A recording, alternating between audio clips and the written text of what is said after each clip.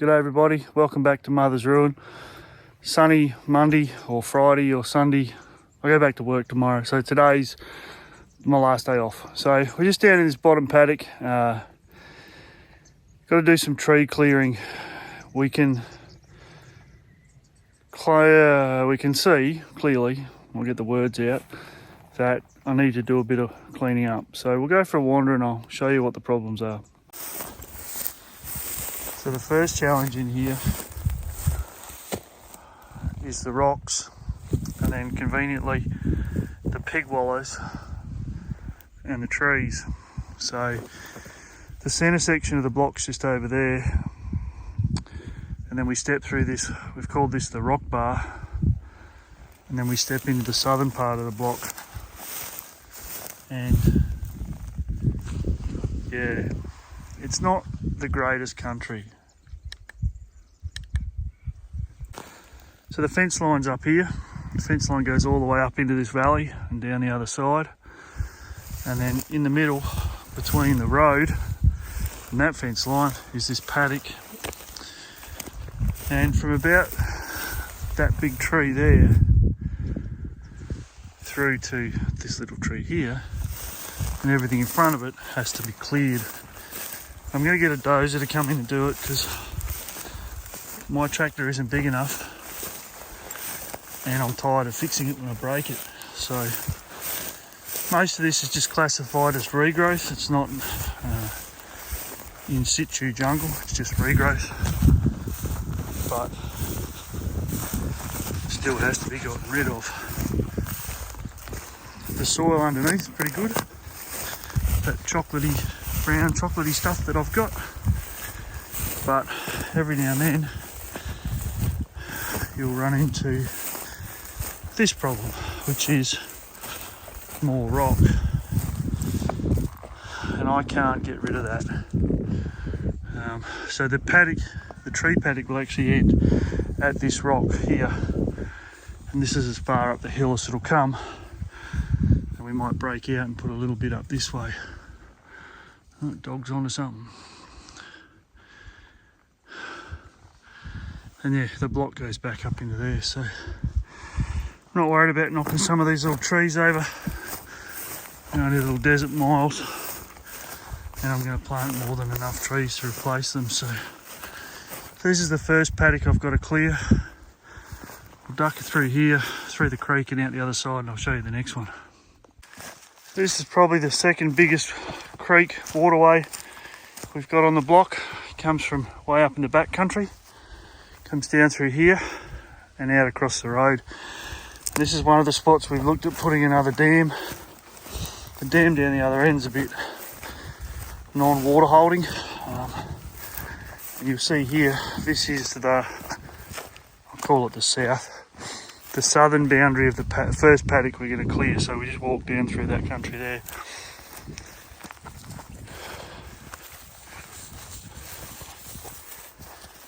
So started mowing this and then worked out that there was too many rocks. Here's one I prepared earlier. So I've bent the cutter bar on the slasher on rocks like that. It's only a $700 fix, which I currently don't have. So they're just rolling along. But yeah, this is where we're going to put a second dam potentially. So there's a waterway comes down there, and a waterway comes down through here, and it tapers out into joins just here, and then disappears out that way. So potentially put a little dam, not a big dam, but just a little dam in this spot here. More pig wallows, and these are fresh. These haven't been here very long. I only mowed this part a couple of weeks ago, and they've been here since the rain.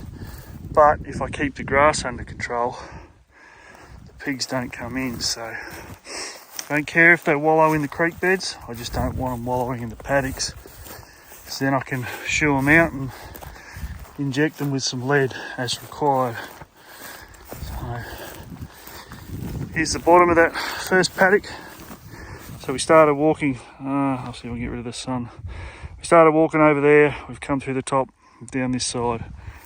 And this is, this looks just nice. I've put a single rip line for the first row just to see how the rocks were, and thankfully didn't find too many rocks. And it's about 100 metres from here back past the dog and up to that big tree, so that's the first paddock we need to clear. And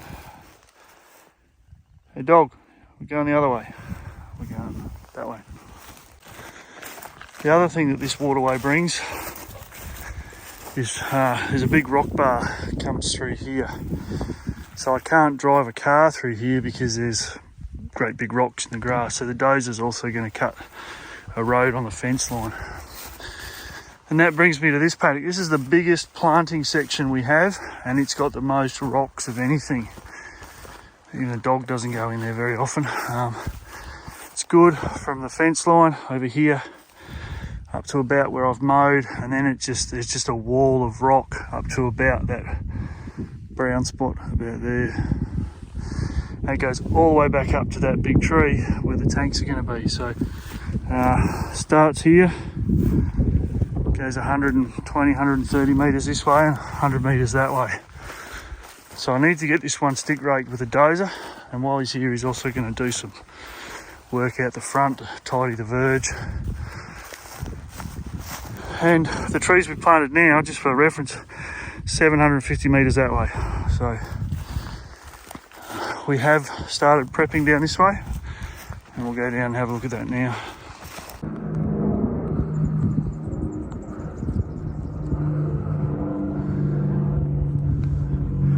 The dog thinks he can chase the plane. So this is patch number 12. We've ripped 10 lines through here. You can just sort of pick the line through this way, and that's step one, is to demarcate the lines. Give the truck a big wave. Demarcate the lines. We'll put a second rip line in and a third rip line, and then we'll rotary hoe it. Now I've only got 10 rows, even though I've got all this space here. If we walk up this way, it'll make more sense.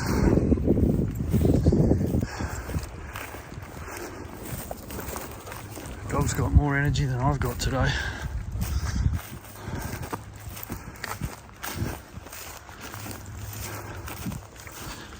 So there's two things to look at here. This is the very top line that we'll actually try and plant. And there's a peg here and a peg just where it's mowed, and there's another peg back through the scrub. So I've got to get the dozer to come in here and then clean out a little triangle down there, and that will take me from 10 rows to 20 rows just in this one section. And that's a whole lot of trees. Now I've got 4,500 growing on the driveway, and some of those are actually going to come up here into patch 13, which is right down the far end, and start on the bottom of patch 12. I can't start patch 11 till the dozer's been. And then the other thing I've got to watch is this cross slope. So the harvester we're looking at using can't take too much slope because it's very tall. So this will be the top row in patch 12, but in patch 11, and hopefully the sun's not too bad, it's actually not as steep. So we'll go up here and we'll look down from above. Okay, let's get some bearings. We were just down there talking about cross slope, and we're now up here. And this is where all the water tanks will go for this end of the block. So we started over there behind those trees. We've come through down the creek. This is the next paddock to stick rake, and as you can see, it's a little bit flatter in this top section, and there's another waterway that goes down, and there's a waterway that goes down over there as well, and then it's too steep up the top. So patch 10 and 11 need stick raking.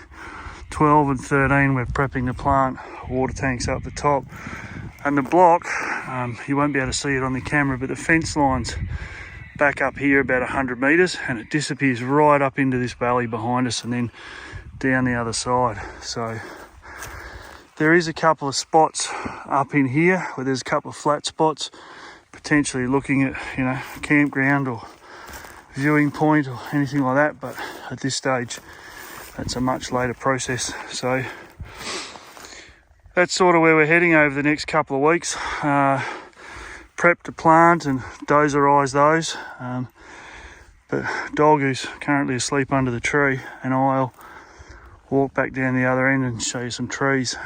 The other thing we have to do up here is carve a new road sort of across here and down that waterway where that dam's potentially going, just to give us some better access. The walk up is quite steep. Okay, so we started our walking tour over here. We went across the back of patch 10, down into 11, over to 12, up to the water tanks, back down, and here we go. This is the single rip line. It's great soil, but you don't have to walk very far to work out why I'm breaking so many blades on the rotary hoe. There's a lot of rocks, but we'll get there. So Chico and I will keep walking and we'll come back in a minute.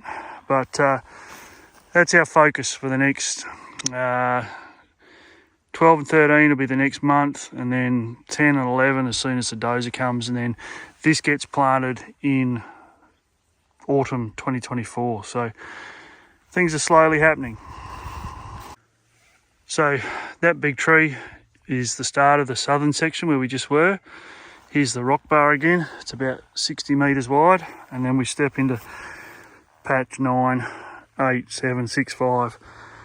This might be patch 8. This is 8, 9's up in the back here, which also needs stick raking. So you've seen this one a fair bit, so we'll wander right down the far end and have a look at the trees and what we've done to them this week.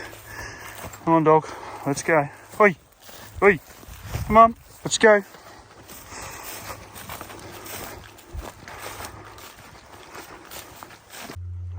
So one of the jobs I haven't done, as I need to do some YouTube research, is how do I fix this fence? So the top strand of barbed wire is busted.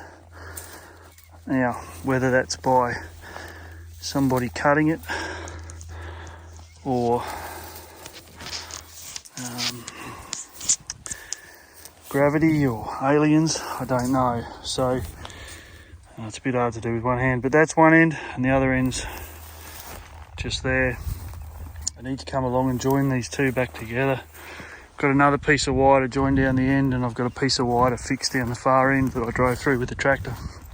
I'm not very good at fencing, but with YouTube's help I will learn. The other thing you might have seen as we walk along is this particularly ugly looking tree row here.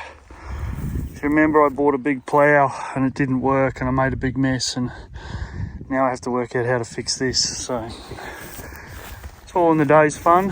A lot of our fence posts are still looking good. These are, who knows how old, but we'll keep wandering. It's a beautiful day, beautiful day. And the other sideline to this particular walk, apart from kicking the rocks out of the way,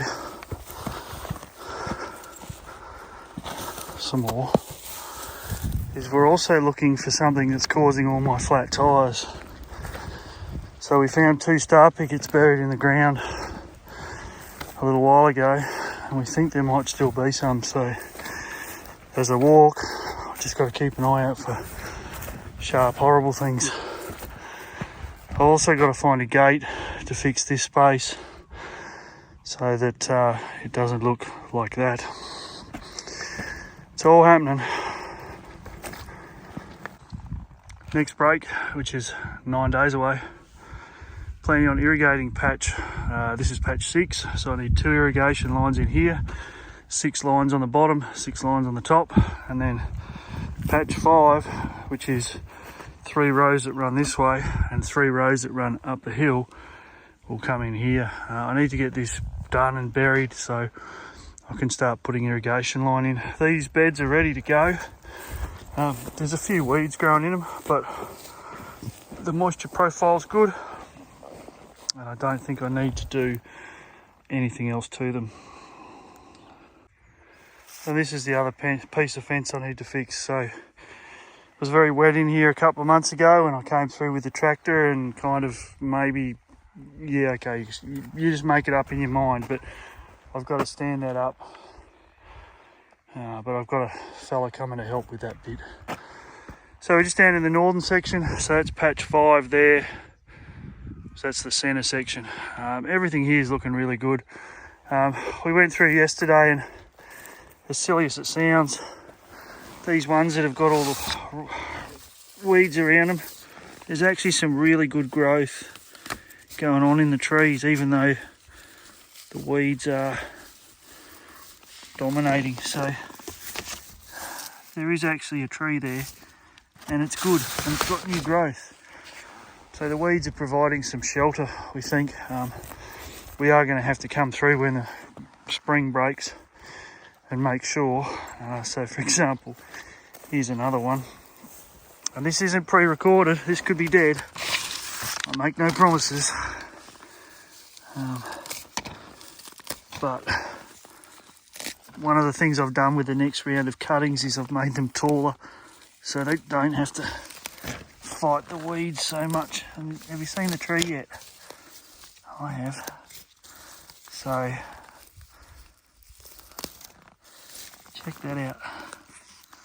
That there is Australian grown common juniper, about 8 weeks old, in the ground anyway, and going berserk.